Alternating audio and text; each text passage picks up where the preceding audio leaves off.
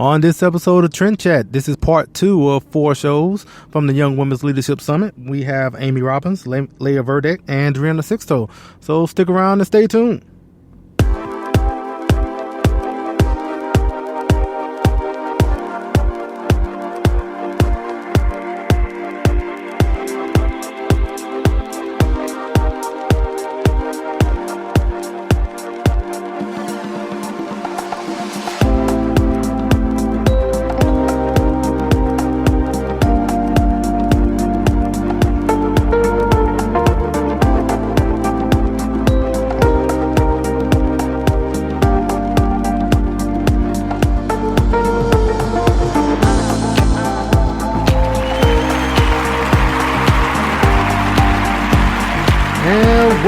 Welcome everybody. Welcome to another episode of Trend Chat. I'm your host, Brian Bledsoe. And if you would like to connect with us on social media, whether it's Facebook, Instagram, Twitter, it's all the same name, Trend Chat 24/7. We're trying to get through as fast as possible because, like on part 1 yesterday, we still got a number of interviews and I want to make sure all of them get in within the 45-minute mark because, that's all the time I have per day. So I just want to get through that. Make sure to let you know. I write for politichicks.com. If you want to read my articles, go to politichicks.com/author/Brian Bledsoe. Also, the Founder Project. Make sure to go back if you want to get more details about the Founder Project. Go to our podcast a couple of weeks ago where we talked with Maggie Dine and we went over the details as far as what the Founder Project is all about. But shortly, I would just say they are bringing civics to citizens, and they are basically educating people on what it is to be a citizen of this country with the founding documents like the Constitution and Declaration of Independence. And like I said before, if you want more information, either go to the Facebook page, just type in The Founder Project, and you should find them there. And listen to the podcast where we talk more in depth about the Founder Project. And speaking about the Politichicks, I also don't want to forget about the book, Politichicks: A Clarion Call to Political Activism, which is available on Amazon and Barnes & Noble, which features over 300 pages on different subjects, whether it's healthcare, education, history, activism, from various contributors like myself of politichicks.com. So just wanted to make sure I would get that out there. Now, I guess another thing that was kind of been sticking in my mind that I kind of want to touch on before I start with the interviews is the Southern Baptist Convention, or the SBC is how I probably will refer to them for the next couple of minutes. They had a resolution that basically wanted to renounce the alt-right and white supremacy. And so this was about over a week ago. So I know this is not fresh trending, I guess, but it's something that's just been on my mind. So, I kind of, to get into not to get into details about it, but they proposed this resolution. It didn't pass. Then there was an outcry on social media about it. And that's at the convention.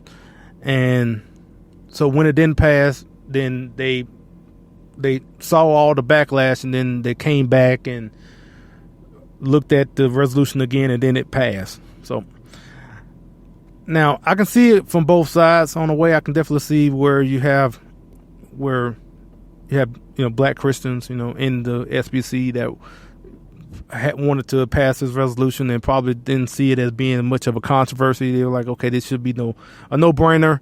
They'll propose it, pass, and then just move on.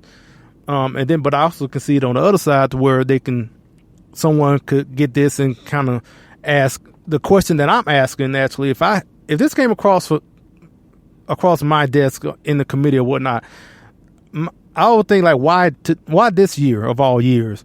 Because it would feel politically motivated to have this sort of resolution, because you're talking about the alt-right and white supremacy and whatnot, and this is stuff that you could have brought up in a year in the past, but all of a sudden it feels politically motivated, mainly because of the the election last year, and then with the election of Donald Trump and all that. And it just seems like it's just kind of playing into their perception of fear of this rise of white supremacy. And I can understand if someone be like, I'm, not one to pass something that kind of feels more like you're making a political statement than actually anything of substance towards race relations. And I mean, because that's how I kind of saw it when I first heard about this. I'm like, well, okay, why now? And another thing I was thinking of too is that, they're bringing up different things, old doctrines and things that I would say, well, I'll put it this way, because I can't say definitively like there's no one still adhering to the doctrine that they had in the resolution about the curse of Ham doctrine, as far as seeing blacks as lesser than and whatnot. And so, but is no one of prominence that I can think of that is adhering to this doctrine. So you're going to sit there and make a resolution and spend all this energy on something that, at the very least, you may have one person, a couple of people that no one even knows about, and no one that they didn't bring an example of someone adhering to this doctrine either. So that's another thing. Like, if it was such a big issue, then make the case and show an example. But they didn't show that. They just kind of just going on this, like, assuming, saying like, okay, this is a big issue, because not because you so and so is out here, and this very popular or known pastor or whatnot is out here spewing this or whatever like that. No, they just make the assumption like, well, that it is rampant, that it is as horrible as it's being perceived. And so it just kind of feeds into kind of playing on the guilt of their white brothers and sisters, basically. Just kind of digging up old wounds and kind of bringing up, in layman's terms, I would just say, why are you bringing up old stuff, But now you're bringing this up again, and just kind of just, you're just not going to never have any resolution to this in the other sense. I mean, it feels like we got that your white brothers and sisters have to always continue atoning for this. And basically, it feels like they're bringing it up like every couple of years to keep bringing this back up. Like, it's almost feel like a sort of like a Catholic thing where they got to pay their penance for what has happened in the past, in which most of these people had nothing to do with. And that, like I said, and it just seemed the timing of it was very questionable. I guess bringing it up now after everything that happened last year with the election and whatnot. And I also think about it like this too. Would they have brought this resolution up if Hillary would have won? That's a question. I mean, you can't never really get an answer to it, but I feel like they wouldn't have felt like they needed to have this out there if Hillary would have won last year. But anyway, so that's all what I was just thinking about. I just wanted to get that off my brain. Also, yesterday, the special election of to replace the Health and Human Services Secretary Tom Price, and Karen Handel beat John Ossoff. I really don't care if I said his name wrong or not. But yeah, Karen Handel won, which was kind of a little bit. I wasn't following the race that closely, but it definitely was the most expensive race for a congressional seat in history. So, you got that. But I know you had a lot of Hollywood celebrities out there endorsing them, and like I said, there was a lot of money put into this race. And when the results came in, and that she won, and then just looking at Twitter and all the people, I remember seeing a tweet from Alyssa Milano talking about group hug, everybody get in, group hug, goes kind of consoling each other. And it reminded me of last year when Hillary lost, when when Hillary Clinton lost and you saw those sad faces and everything, it just kind of brought that back again. Just kind of just felt a little bit, kind of people just sitting around together on, it's kind of how it sounded on Twitter a little bit, kind of like that. This morning as well, I know I posted earlier on Instagram and Twitter of me drinking some liberal tears, so it kind of felt like I was drinking a little bit of them little baby liberal tears there. It kind of, that's kind of like the overall tone of how it sounded on on social media. So anyway, just wanted to say that right quick. But all right, let's get to our interviews. First off, we're going to start off with Amy Robbins. And so we got a chance to speak with her for a couple of minutes at the Young Women's Leadership Summit. And here's our interview with her.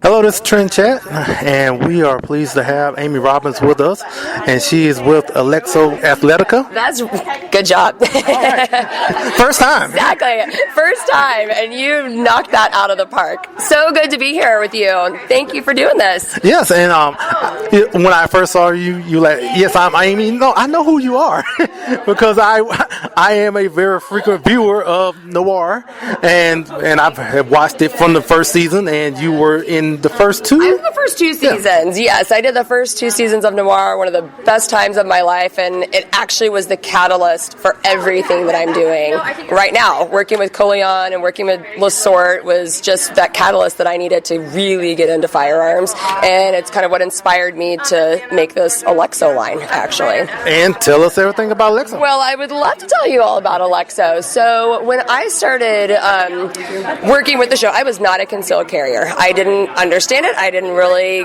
get why people needed to feel like they needed a gun on them at all time. I definitely supported your right to do so if that's what you wanted, but I never personally for myself thought that it was something that I needed, even though I was always running by myself on dark country roads, and And so when I did get my concealed carry license and I started practicing carrying in different places and everything, I realized, you know what? Actually, when you were running as a woman, or you're outside, or you're by yourself, that's one of the most vulnerable times that something could happen to you. And so I wanted to have my firearm with me when I went running, but there was nothing on the market that was cute enough, and there was nothing on the market that was functional enough to be able to do that. And so I basically just said, if it's not there, then I'm going to create it. And that's how I came up with this. And we were thinking of what did we want to name it, and we found out that in Greek, Alexo actually means strength and defense.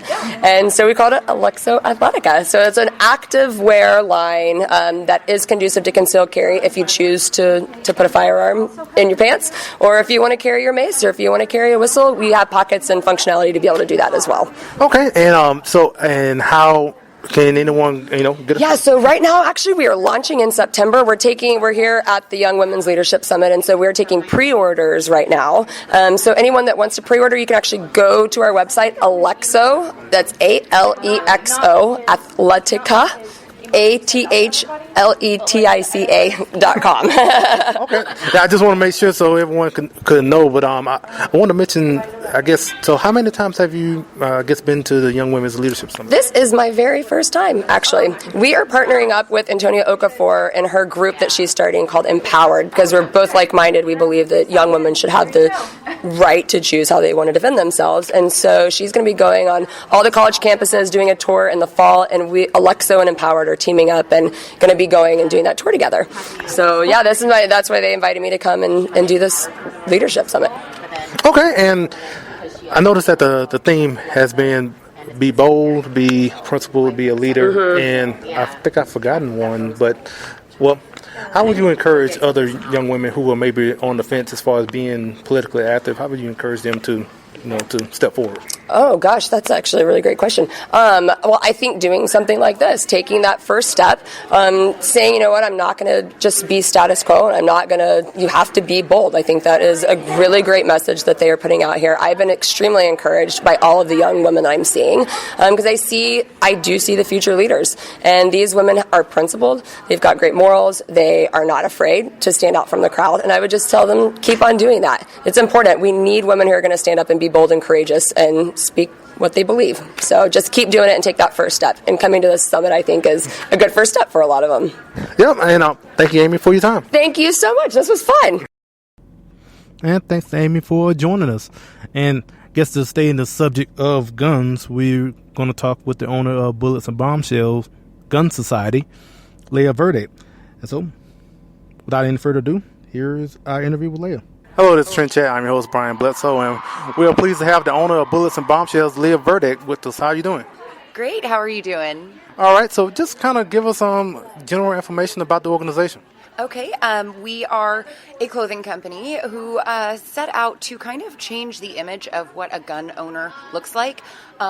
We are spreading the message that women are getting far more involved in the industry, and we need to bridge that gap and make women feel more comfortable and provide things that are very feminine within a very male-dominated world. Okay. So as far as now, are you selling accessories as well, or is it just clothing? Well, we have shooting accessories. We have sparkly earmuffs that are Swarovskis. We have jewelry and a lot of clothing, and it's really just incorporating the love of our sport into our lifestyle. And at the same time supporting other women who are out spreading the message with our Bombshell squad. We have a large squad of some of the most amazing women within the industry who are each doing something so individually important that they each brings something so fun to the table, and the collaboration of all of them has really become something pretty spectacular. Okay, and if anyone doesn't know, we're at the Young Women's Leadership Summit, so as far as the event, how are you enjoying everything? It's amazing. It exceeded my expectations. We came to support Tommy Lahren, and I am so fortunate to have a booth inside that I get to watch everyone speak, and the lineup has been incredible. They've had Ben Shapiro, Carly Fiorina was amazing this morning. Tommy obviously killed it, and excited to see who else is coming. Okay, and I guess how long has Bullets and Bombshells been organized? I guess? We've been in business for 1.5 years now.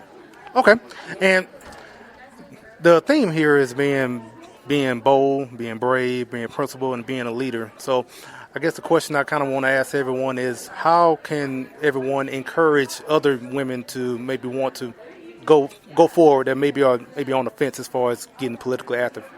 Well, the underlying theme is always support.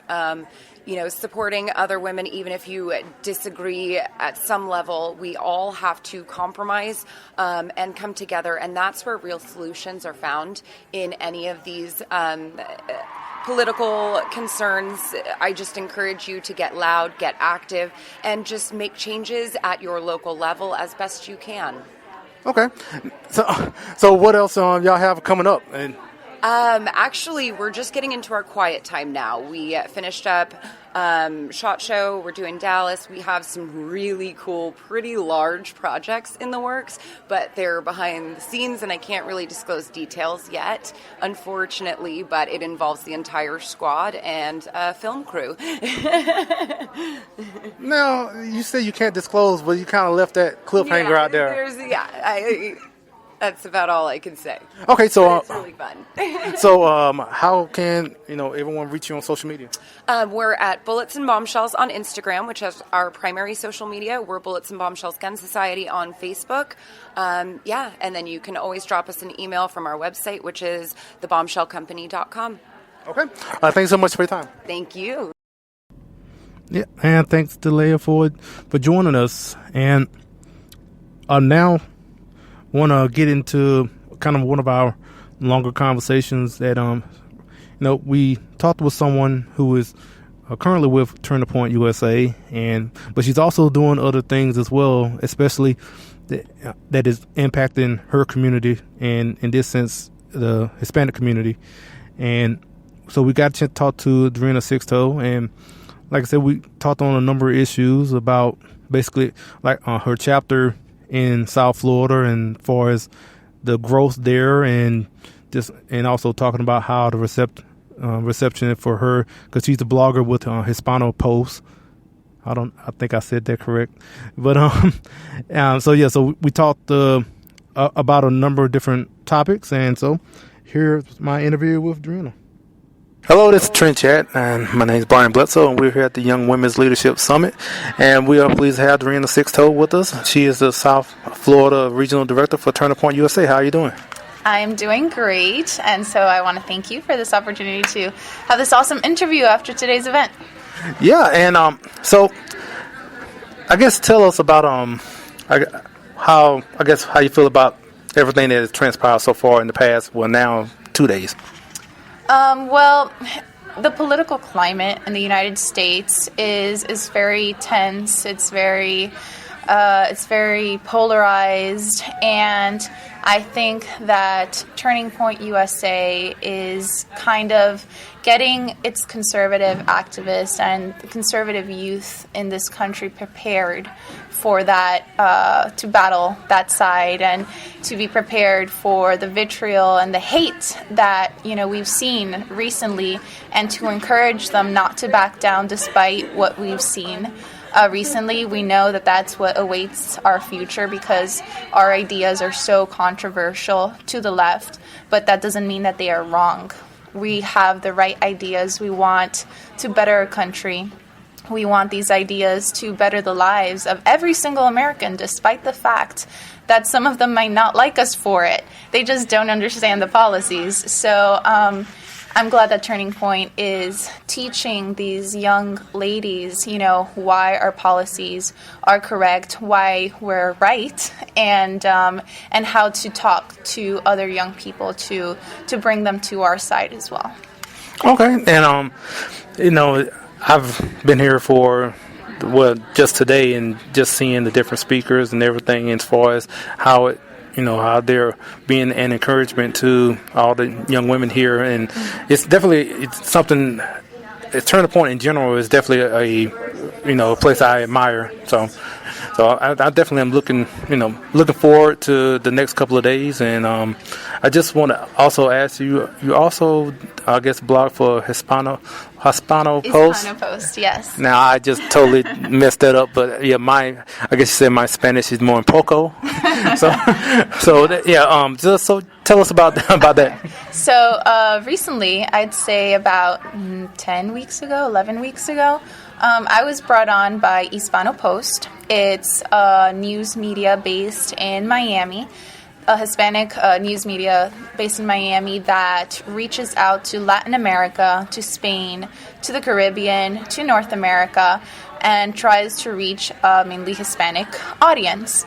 And they are not as biased as major Hispanic news channels here in the United States, like Univision and Telemundo. They're extremely, they do very good reporting, and they give me the opportunity to do weekly opinion videos on any topic that I like. So I pick, controversial topics, hot topics, and speak about them with my conservative point of view.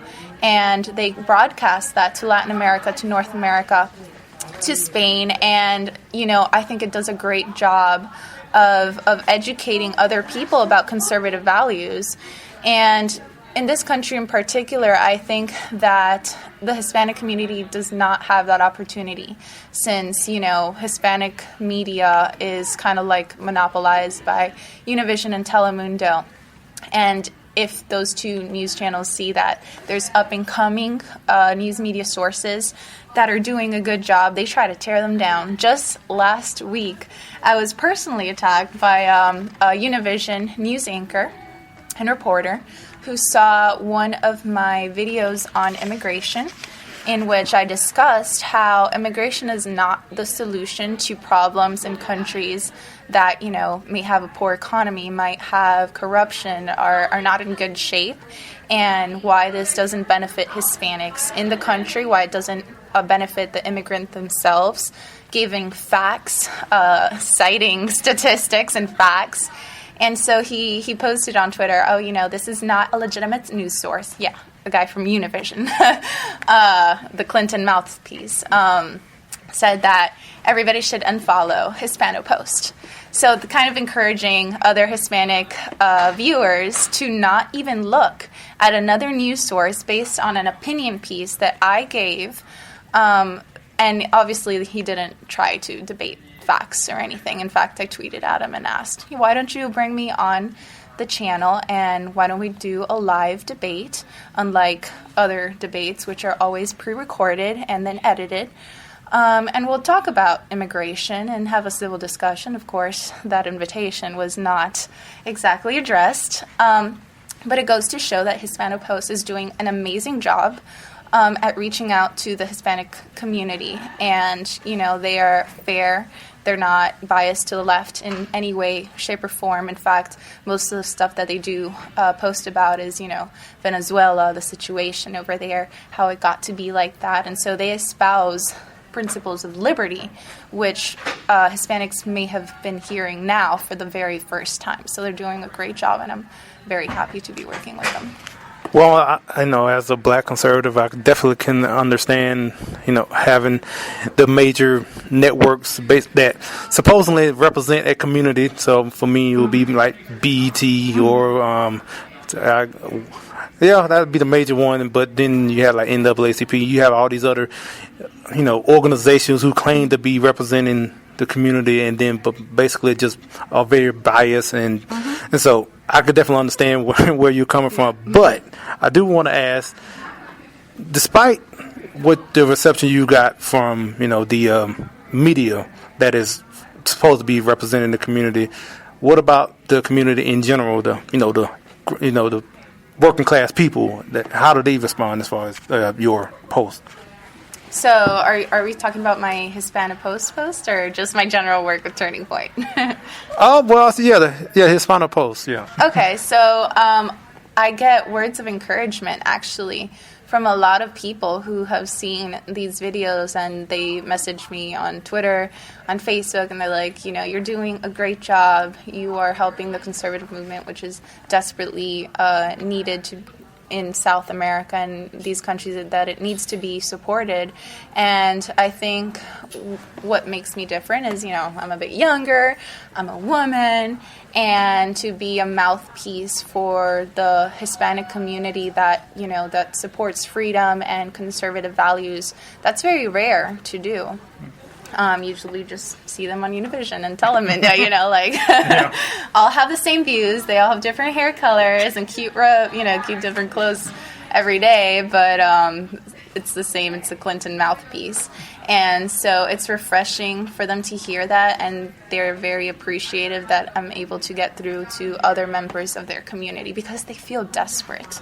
They feel desperate that there's no way of getting across to their fellow citizens, to their neighbors about these ideas, and they see their countries, being corrupted by these socialist big government policies and politicians, and they don't know pretty much what to do. I had somebody from Peru ask me, how do I start grassroots activism down here, because that's what we need, like what you guys have over there. And so it's like a glimmer of hope, and if we can get these videos to go viral, even though they're short, they present good ideas, good talking points that maybe people have never heard before, and if they go viral within the Hispanic community, then I think that would be amazing, because they would see, hey, it's not just a handful of us that believe this, it's a lot of us that believe this, and it makes sense. Yeah, and now, I guess, the reception for Turning Point USA. So, Turning Point USA is, in my opinion, the best conservative organization in the country. It's becoming a fact. Yeah, it's results. It's not that I'm saying it just because I work for them, but you know what? I don't. And I agree with you. The proof is in the pudding. Turning Point USA gets results, and we get new members recruited every single day. We have chapters growing every single day. We bring in people from the other side because we tell people to think. We teach them how to think. We don't tell them what to think. And so we bring people from the other side telling them, you know what? If you believe in individual freedoms, if you believe in your rights, if you think that your personal rights overpower that of the community or everybody else around you, then, you're conservative. That's all we care about, literally. We want you to have more freedom. How can you say no to that? And we want you to apply that principle across the board. And we have so many people within our chapters and within our movement that they can't even do the whole stereotyping and putting people in a box thing anymore, because what are they going to say about me? Oh, you're all white, racist. No, I'm Hispanic. I'm also a woman, so you can't use those cards on me. And some of the chapters I work with in South Florida, most of them are in minority majority schools, so obviously executive board members in those chapters are also minorities. They're Black, they're Hispanic, There are even foreign students which come here and understand these values, and they want to support them as well. And so they can't use those cards anymore, and Turning Point really capitalizes on that. For example, we have materials also in Spanish. Posters, stickers that say, "Me encanta el capitalismo," I love capitalism. And Hispanics in this country can wear them, can show, where they stand. And I think it's one of the few organizations that have reached out to so many diverse people in this country. And so I absolutely love working with Turning Point. We just put on, and we're still not done, but we just put on the largest young women's summit in the country. No other organization has been able to do that. This has been an extreme success, and it's insane that this is the point we've gotten to after only 5 years of existence, whereas there's been other conservative organizations, which of course we should help out, and we work together, definitely. But it's crazy. Only after 5 years, we are on top, and we have brought in so many more people into the movement. Yeah, and actually, so being the South Florida field director, I guess, well, first tell us where you're at, I guess, yourself in South Florida. Where I work? What's my... Well, I guess which campus in particular? Oh, okay. So basically I work in the Miami-Dade County and Broward County area, and so... now I expanded into the Broward area, but before that I was working in Miami-Dade County. And so schools that I worked with included Florida International University, the University of Miami, Miami-Dade College campuses, of which there are a lot, since they are the largest community college in the country, Barry University, St. Thomas University. And in a short amount of time, we've started chapters in most of those universities, and most are in the works, if not already registered. And that's just in the year that I've been working with Turning Point USA. So, and how are all those chapters doing? So, at least the ones that are established. So at Florida International University, we are the largest club on campus with almost 3,000 members. Hold up. Say that one more time. With almost 3,000 members, 3,000 conservatives on a college campus. 3,000 now, and you're that you know. That we know, that we've identified and brought them in and signed them up, and and that they support our cause. We still got a ways to go. We want to sign up most of the school. Now think about that. When we hear about liberals on, the college campus, it's basically all synonymous.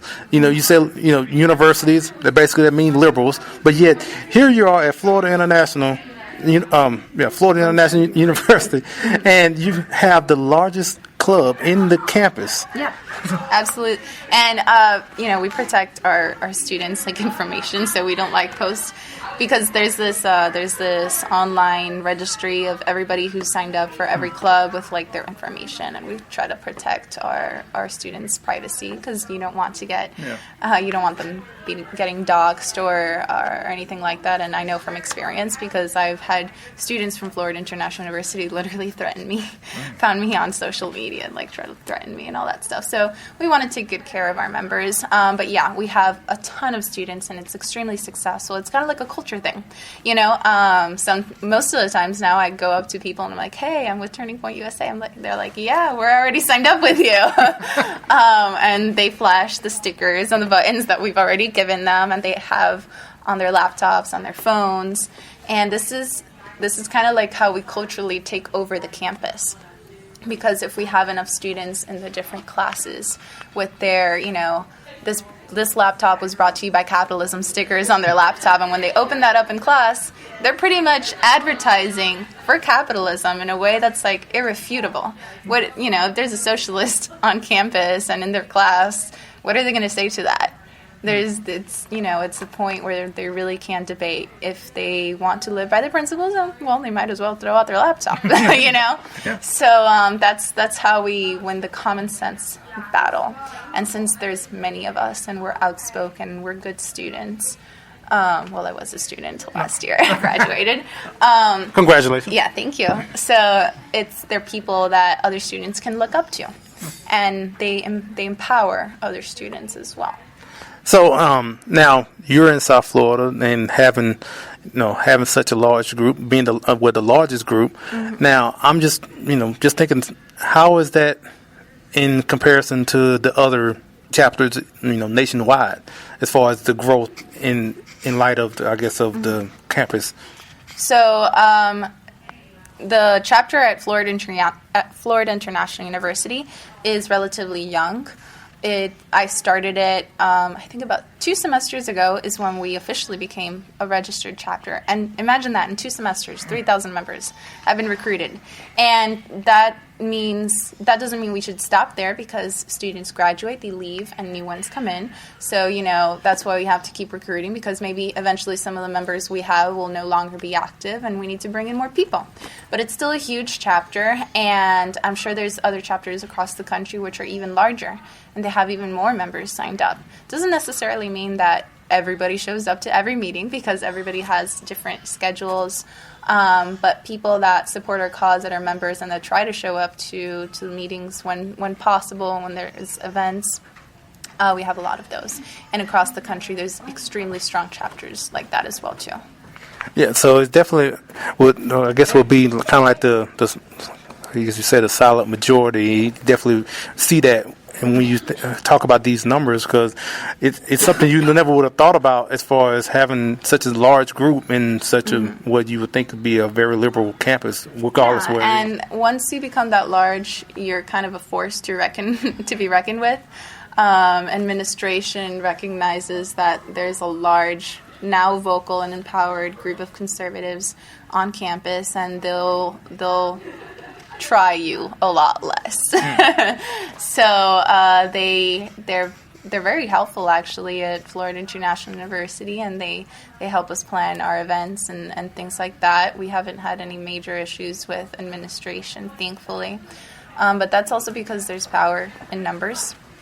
And we might get flack from other organizations that, might call us hateful things, but they're not able to back it up, and they recognize us on campus. For example, we were featured in the front page of the school newspaper last semester as, new conservative chapter, new right-wing club on campus, front page. And so that helps us recruit even more. I literally picked up the newspaper articles and I pass them out. I'm like, hey, this is the work we're doing. Join us. And that what you're talking about is basically what Turning Point should be doing, and is doing. Yeah. And as far as just growing in, on campus and just basically spreading. Yeah, and kids love it because, like I said, we teach them how to think. We don't tell them what to think. And we bring in people that might be Republican, that might be Libertarian, that might be a combination of both, that might, agree with most of our policies, but not all of them. And that's fine. We don't put people in boxes. I personally am a Republican, but I don't expect people who agree with a lot of my values to be Republican. I don't tell them, hey, if we're to be conservative, then you have to be a Republican and you have to stand by everything your Republican politician says just because they have an R next to their name. And especially young people, they don't like to be put in boxes. They don't like to be labeled. So if you tell them, hey, join this party and, we're fanatical about this party, they're like, I think I can think for myself.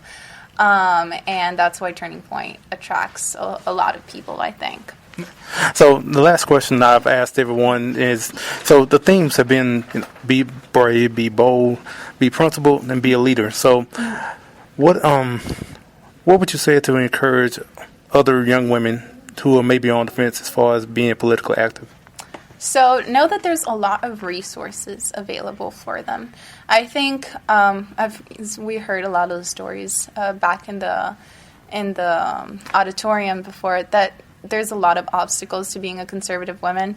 And if you're a student, even more, you have those liberal professors that really just want to tear you down. And they do so by targeting you, by hurting your grades, things like that. There's resources to fight back. You don't just have to take it. You have to take the steps to make sure that you don't get trampled on. You have to be bold. If there is a clear injustice, if your teacher is discriminating against you, document it. There's a bunch of lawyers that will fight your case for free and will sue the crap out of you, of the school or the professor, and you'll be on with your life, and you'll be emboldened to take on the next fight. And I promise you that after that, I think professors in the school would think twice about messing with you. And know that there's other girls that have done the same, that, have taken people to court, that have taken them, on and have succeeded. And all that takes is to be bold and to ask for help, because there's a ton of resources. There's people in line waiting for you to give them a case, The Foundation for Individual Rights in Education, FIRE, they have amazing lawyers for that too. And there's one specific guy, I forgot his name. He comes to a lot of Turning Point conferences and events, and he tells us, my motto is, I sue schools, and that's what he's there for. And so girls need to be empowered by each other and not be afraid to take on battles, because after the first one, the rest of them are going to be pretty easy. I know one resource I'm thinking of as far as dealing with professors is Professor Watch List, I think. I think that's something as far as Turning Point has, where if you have a professor that's basically kind of doing the same thing that you were saying, you can kind of let them know about it. That was just one resource I was thinking of. So. Yeah. So I don't remember the professor's name. So these are a group of lawyers, a team of lawyers that dedicate themselves to that, and they've come and they speak to us and they give us their personal phone numbers, and it's all there. All you have to do is look for it. Okay. Well, thank you so much for your time. No problem. It's been fun, and hopefully, we can see more women join the conservative movement, and we're here waiting for you with open arms. So thank you so much for listening. Yes, you hear that? They're waiting for you. So go ahead and sign up with Turning Point USA. Thank you so much. And thanks to Driena for joining us. And speaking of Empowered, we'll have the founder of Empowered, Antonia Okafor, with us on tomorrow night. Kind of get used to trying to say tomorrow night because I'm so used to just Tuesday and Thursday format. So definitely thanks to Amy, Leah, Driena for joining us. And like I said, we'll be back again tomorrow with part 3. And I guess we just end it off right there. And just to say, until tomorrow, we'll chat with you later.